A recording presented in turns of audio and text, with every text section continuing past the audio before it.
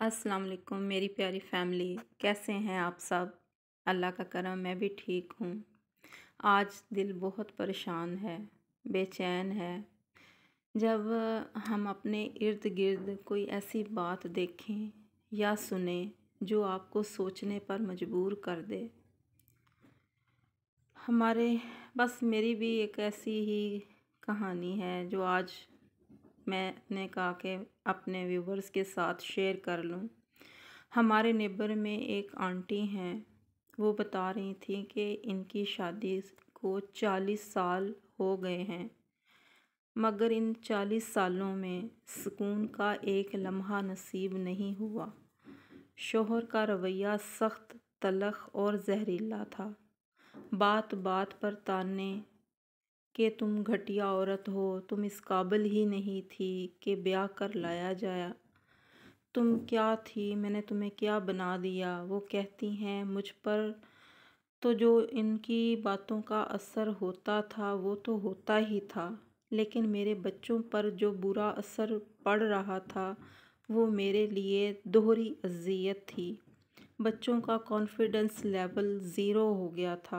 वो खुलकर किसी से बात नहीं कर सकते थे। स्कूल में उनकी परफॉर्मेंस ज़ीरो हो गई थी।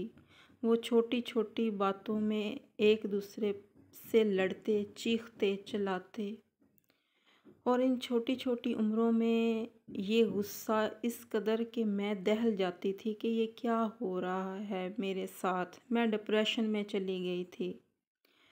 और ससुराल वाले कहते थे कि ये ड्रामे करती है। क्या ये दुनिया की कोई अनोखी औरत है? घर के सोता सलफ से लेकर मैं अपनी बुनियादी ज़रूरतों तक मैं सुबह से शाम तक ज़लील होती थी। ज़ाहिरी बात है बच्चे भी थे और इनकी मासूम छोटी छोटी ख्वाहिशें जो वो बाप को तो डर से नहीं बताते थे, पर मैं माँ थी। बच्चे मुझसे अपनी हर प्रॉब्लम डिस्कस करते थे और मैं ठहरी एक हाउस वाइफ हर चीज़ के लिए टोटली हस्बैंड पर डिपेंडेंट थी।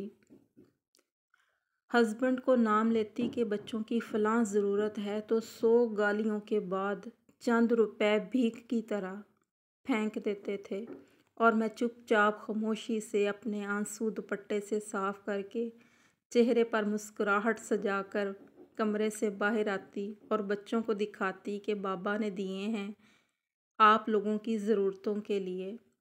इस वक़्त जो मेरे दिल पर बीतती थी वो कैफ़ियत तो अल्लाह ही जानते हैं, मगर मैं बच्चों के चेहरों पर मुस्कुराहट, खुशी देखकर सब भूल जाती थी। ये कोई कहानी नहीं है, बल्कि ज़िंदगी की एक तलख़ हकीकत है जो मैंने अपने इर्द-गिर्द देखी और सुनी है। ये ऐसा सबक है जो ज़िंदगी हमें सिखाती है। ये सबक ना तो कोई स्कूल, ना कोई अदारा, ना कोई टीचर हमें नहीं सिखा सकता। ये सबक हमें वो लोग सिखाते हैं जिन्हें हम नेगेटिव या टॉक्सिक कहते हैं। कहने को तो उनके जो हस्बैंड हैं वो बहुत खुश अखलाक, खिदमतगुज़ार और बैंक में एक अच्छे ओहदे पर फाइज़ थे, लेकिन यकीन करें जब मैं उनके घर वालों से मिली, जो डर खौफ वाला माहौल उनके घर में था, जैसे ना किसी यजीद टाइप बंदे से सबका वास्ता पड़ा हो।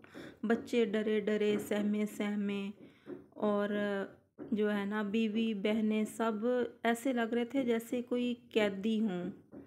इसने बच्चों को पढ़ाया लिखाया सब कुछ किया, मगर दरमियान में एक दीवार, एक हद रखी थी जो कोई भी पार नहीं कर सकता था। फिर अचानक जो है ना कोरोना के दिनों में उनकी डेथ हो गई। तो बच्चे जो थे वो भी खफा से थे।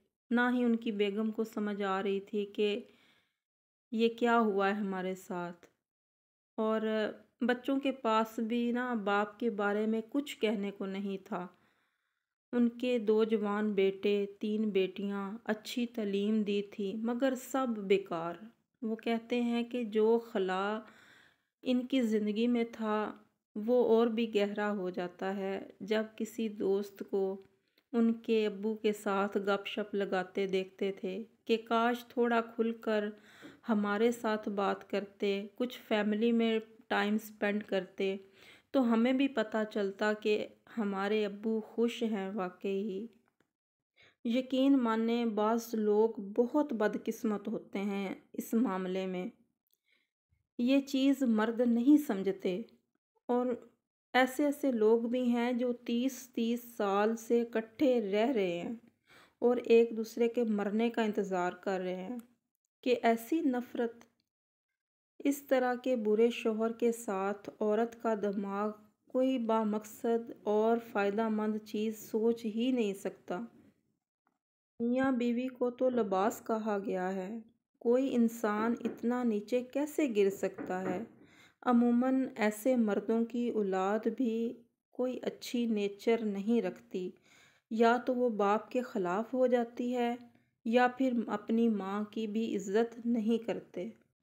عورت کے لیے دوہری اذیت ہے، واپسی کا راستہ بھی عموماً بند ہوتا ہے۔ کیا کرے عورت؟ آپ ہی بتائیں، کتنا تکلیف دہ یہ سفر ہے۔ اکثر عورتیں پھر ڈپریشن، انزائٹی وغیرہ جیسے مسائل کا شکار ہو جاتی ہیں، زندگی سزا بن جاتی ہے۔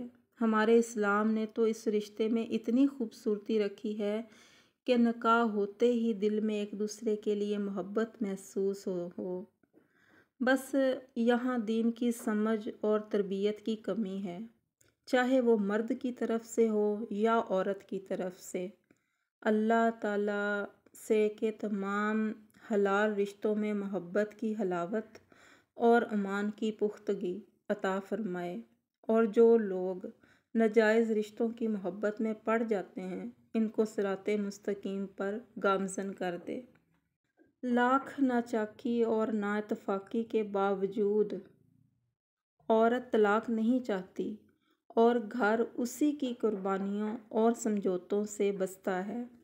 پھر بھی اگر گھر ٹوٹ ہی جائے تو سب بدنامی اور ذلت عورت کے حصے میں ہی آتی ہے، قصوروار وہی ٹھہرائی جاتی ہے، اور اسی داغ سے بچنے کے لیے اکثر ہی عورتیں اپنی ہستی کو مٹا لیتی ہیں۔ ماں باپ کو کون سمجھائے؟ وہ بولتے ہیں کہ لوگ یہ بولیں گے، رشتہ دار یہ بولیں گے، جینا حرام کر دیتے ہیں رشتہ دار، تمہاری بہنوں کا رشتہ نہیں ہوگا، تمہارے بھائی تم کو گھر میں نہیں رکھنا چاہتے۔ نبی اکرم صلی اللہ علیہ وآلہ وسلم نے بھی تو یہی فرمایا ہے کہ تم میں سب سے بہتر وہ ہے جو اپنی بیوی کے لیے بہتر ہو، اور میں اپنی بیویوں کے لیے تم سب سے بہتر ہوں۔ آج وہ ان کی زندگی میں نہیں ہیں، وفات پا چکے ہیں، لیکن وہ کہتی ہیں کہ مجھے ان کی کوئی اچھی بات یاد نہیں جو انہوں نے ان 40 سالوں میں مجھ سے کبھی کی ہو۔ کوئی بات یاد آئے بھی تو ان کے تلخ جملے جو وہ اپنی زندگی میں بولتے تھے تو آنکھ بھر آتی ہے، یہ ان کو یاد نہیں کرتی۔ جو رشتہ اتنا قریب ہو تو ذرا سوچیں، ایسی رفاقت کا کیا فائدہ ہوا؟ یہ کہانی صرف ایک عورت کی نہیں ہے، یہ ہمارے معاشرے کا المیہ ہے۔ ہر دوسری عورت یہ سب برداشت کر رہی ہے۔ زندگی ایک انمول تحفہ ہے، اسے عزت، خلوص اور سکون کے ساتھ جینا چاہیے۔ بیوی کو ملکہ بنائیں، خود کو بادشاہ۔ محبت اور عزت سے اپنے رشتوں کو سنواریں، اور یاد رکھیں اپنی خوشی اور اپنی پہچان کو کبھی قربان نہ کریں۔ اللہ پاک ہم سب کے گھروں کو شاد و باد رکھے، حاسدوں کے حسد سے اور شریروں کے شر سے محفوظ رکھے، اور ہم سب اپنی اپنی زندگی میں خوش باش رہیں۔ اور میری ڈھیروں دعائیں ہیں آپ کے ساتھ۔ یہ بس ایک چھوٹی سی بات میں نے سنی تھی تو میں نے سوچا میں اپنے ویورز کے ساتھ بھی اس کو شیئر کروں۔ بہت دکھ ہوتا ہے جب ہم اپنے ارد گرد ایسی جو چیزیں دیکھتے ہیں۔ اللہ پاک سب پہ اپنا کرم بنائے۔ اگر ویڈیو اچھی لگے تو لائک کریے گا۔ اللہ حافظ۔